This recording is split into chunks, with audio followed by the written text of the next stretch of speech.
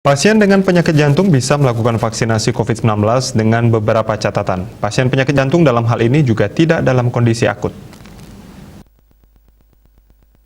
Spesialis jantung Cindy Sinarja mengatakan pasien penyakit jantung boleh melakukan vaksinasi COVID-19 asalkan tidak dalam kondisi akut, nyeri dada, dan sesak nafas.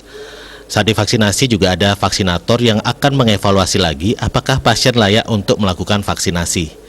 Selain dilakukan checklist, juga dilakukan pemeriksaan seperti cek tensi dan gula darah. Pasien dengan penyakit jantung apabila terpapar COVID-19 akan menimbulkan gejala yang sangat berat.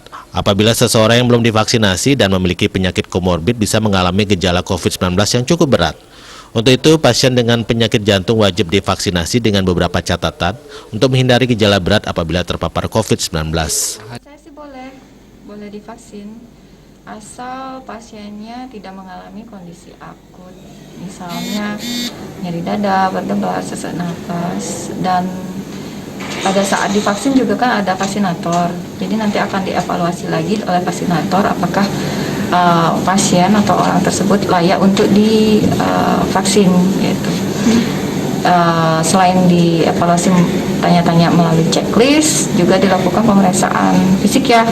Jadi dicek tensinya, tekanan darah, nadi, belum lagi gula darah, pemeriksaan paru, jantung gitu. Kalau memang layak, pasti akan dilakukan vaksin.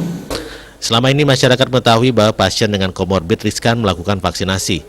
Untuk itu pasien yang dengan komorbid perlu melakukan pengecekan terlebih dahulu ke dokter spesialis agar diketahui kelayakan untuk melakukan vaksinasi. Agung Ria, Bali TV.